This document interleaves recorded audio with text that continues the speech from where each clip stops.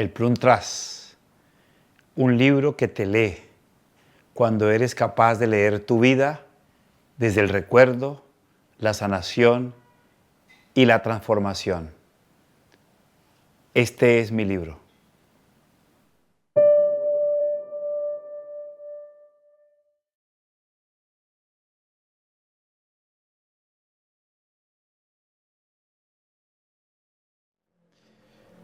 Yo pienso que hay una mezcla de dos cosas. Por un lado, un cansancio y por otro lado, el deseo de hacer algo distinto. Y cuando esas dos cosas se juntan, surge un deseo profundo de encontrarse consigo mismo.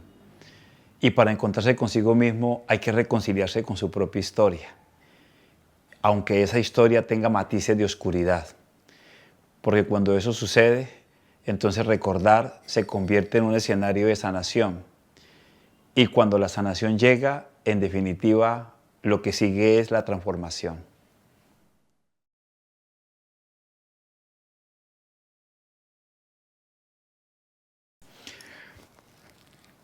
Bueno, en un día de meditación descubrí que mi mamá me manifestaba lo mucho que me amaba con dos gestos muy simples.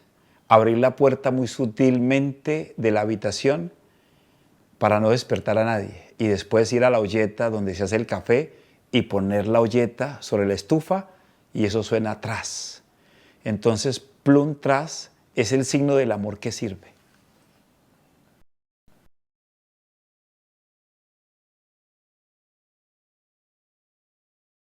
La idea principal es ir a lo más profundo de nuestro ser y es descubrir en eso más profundo la verdad de Dios, porque Dios no se reduce ni a un libro de texto ni a una ideología.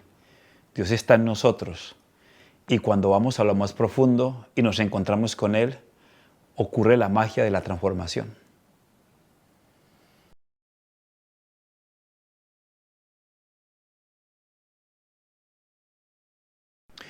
En este proceso de querer algo distinto, en este proceso de deseo de transformación, en una biblioteca me encontré un libro llamado Todo lo que necesito ya está en mí, de Rapi Kaur.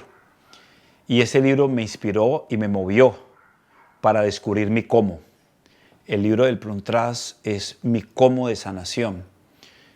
Los qué están por todos lados, todo el mundo te entrega el qué, pero el cómo es tuyo. Y en ese deseo de encontrar mi cómo me encontré con un libro que me inspira a escribir. Fueron 3 años y medio de terapia personal, de lectura, de ir a lo más profundo de mi ser y sobre todo de dibujar. Cuando yo dibujaba, activaba recuerdos, recuerdos que no aparecían de manera ordinaria. Por lo tanto, dibujar se convirtió en un proceso de activación de la memoria. Y en esos 3 años y medio, donde plasmé a través del dibujo escenarios de recordación, fueron un proceso maravilloso de encuentro conmigo mismo, con Dios y con lo que Dios deseaba para mí.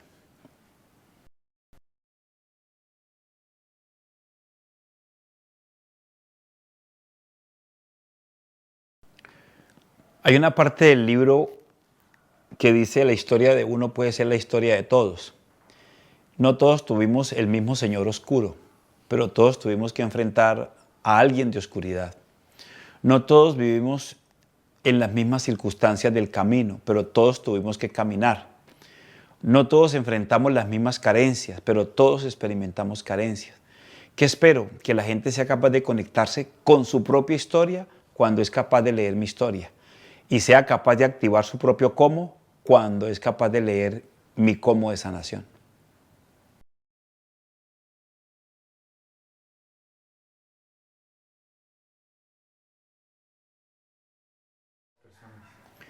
La principal herramienta que el libro ofrece es la capacidad de conquistar el silencio. Y la principal herramienta para sanar es ir a nuestro silencio, porque el silencio nos conecta con nuestro interior. La segunda herramienta es meditar. Hay muchas maneras de meditar. La mía se activó con el dibujo, se activó con la escritura de mi historia. Pero en el fondo es la capacidad de orar, de tener una conversación también consigo mismo, teniendo a Dios como testigo.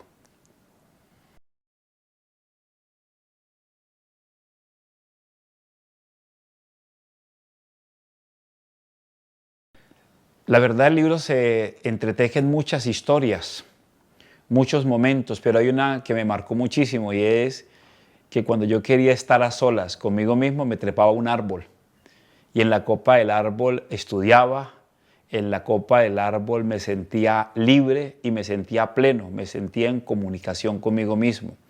Es por eso que el árbol para mí fue un signo de conexión con la naturaleza, pero también de conexión con mi propia soledad. Volver al árbol fue volver a conquistar mi propio silencio.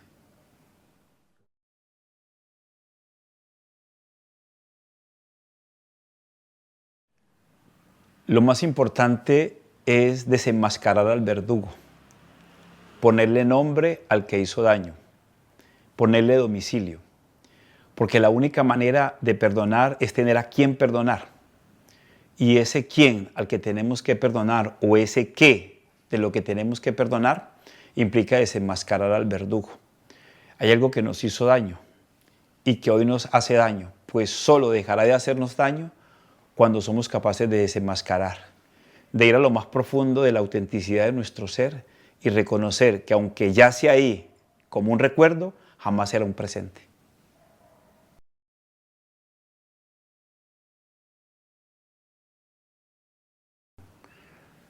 Lo que espero es que experimenten la capacidad de transformarse a partir de un proceso de autoconocimiento, a partir de aceptarse tal y como somos y sobre todo a partir de la gratitud. Todo lo que nos pasó, por oscuro que sea, hoy nos tiene donde estamos. Y si donde estamos no es el lugar querido, seguirá siendo una plataforma de lanzamiento.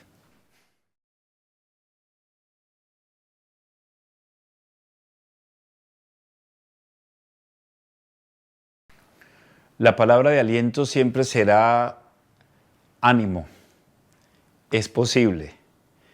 Todo lo que pasó es una plataforma de lanzamiento. No te paralices. Nunca ocurrió algo tan grave que te pudo acabar la vida. Si puedes respirar, es posible transformar. Así que la palabra para todos es ten ánimo y ten fe.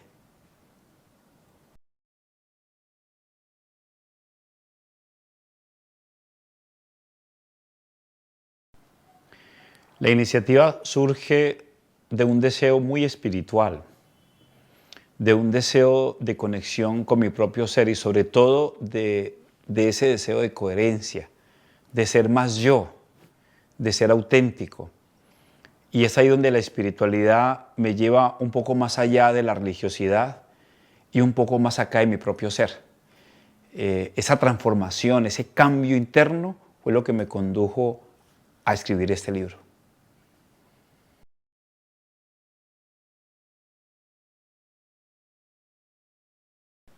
Uno puede tener una práctica religiosa inconsciente, hacer cosas o pensar que la relación con Dios parte de la técnica, pero la espiritualidad despierta la conciencia.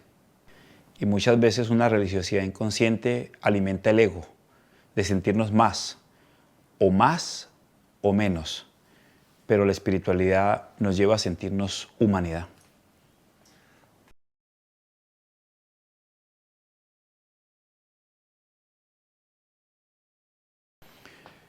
El proceso de transformación personal parte teniendo a Dios como protagonista, porque cuando logramos descubrir de que somos seres divinos, que vivimos historias humanas, descubrimos que en el fondo lo que más nos mueve es la divinidad, es Dios. Porque en el fondo todo se reduce a eso. Lo que pensamos que es lo más importante, lo material, tarde que temprano se acaba.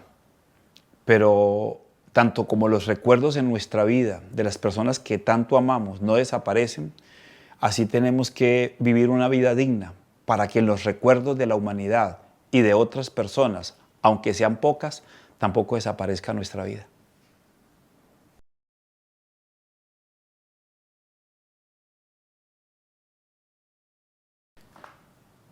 Si con algo estaba en oposición Jesús, era con la hipocresía y la falsedad o la apariencia. Y solo cuando uno decide estudiar las falsas imágenes, los avatars del camino, y se encuentra con uno mismo, pues definitivamente es el mejor momento de nuestra vida.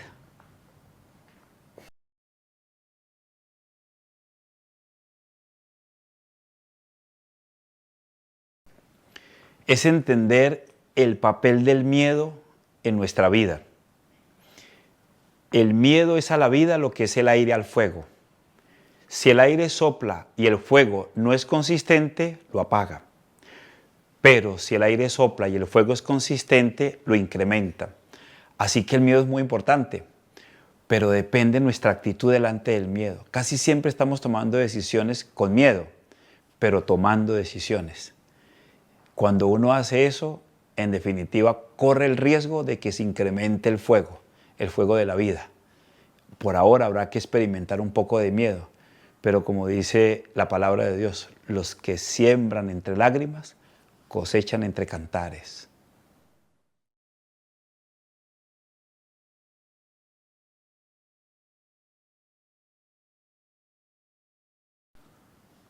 Leer desprevenidamente sin expectativas. Atreverse a pensar, como diría Kant. Saber de que no está restringido el pensamiento y que dudar hace parte de la certeza. La recomendación es dejarse llevar por la lectura. Mi interés no es el adoctrinamiento, sino estimular el pensamiento. Mi interés es recuperar la capacidad de admiración y asombro por nuestra vida. La capacidad de reconocer de que lo que nos pasó hoy nos hace más fuertes.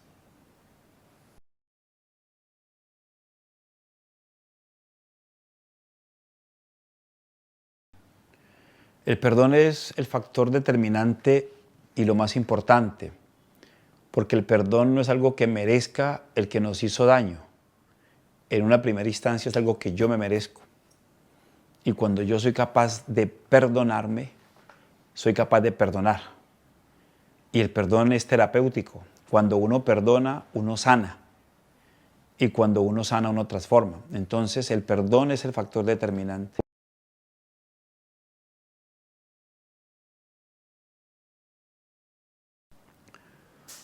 Cuando somos capaces de descubrir que somos uno, que hay unidad, y que somos uno con nosotros y con los demás. Entonces la espiritualidad no es algo lejano de nuestra humanidad, no hay división. Lo más humano termina siendo lo más divino y lo más divino lo más humano. Por lo tanto, se trata de sobrenaturalizar todo lo que nos pasa. Y sobrenaturalizar es descubrir de que más allá de las casualidades humanas existe lo que podríamos llamar la sincronía divina.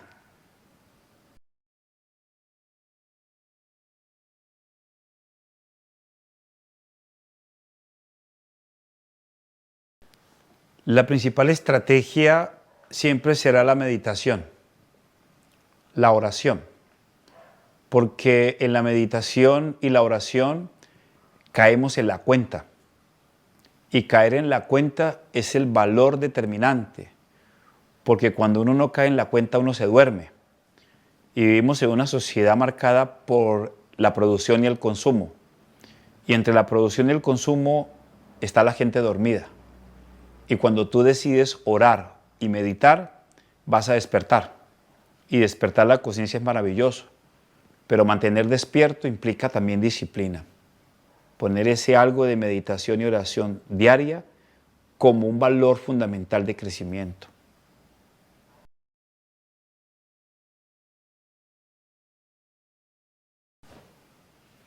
Yo pienso que el libro no fue escrito para ser leído, sino para dejarse leer por él. Muy pocos libros que uno lee, lo leen a uno. Uno se puede implicar en el libro, tener una interpretación, hacer un análisis, pero que sea el libro el lector, no siempre ocurre.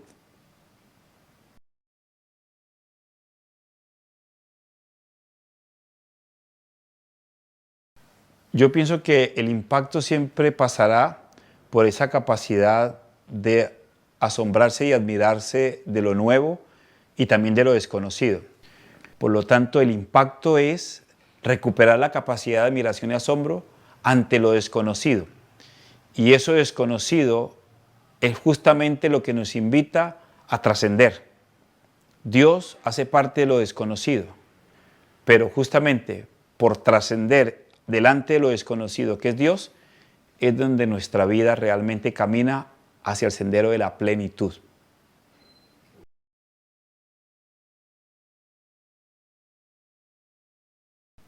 Mi visión es que el libro brota del alma, de la conexión con el propio ser, con la propia historia. Y solo cuando uno escribe con el alma, más que con la razón, cuando se mueve por la emoción del corazón, es cuando uno toca realmente a las personas. Solo tomamos decisiones con aquello que nos conecta con la emoción. Y el libro está cargado de muchas emociones. Soy Raúl Jordán Balanta y te invito a que te dejes leer por el Plum Trust. Este es mi libro.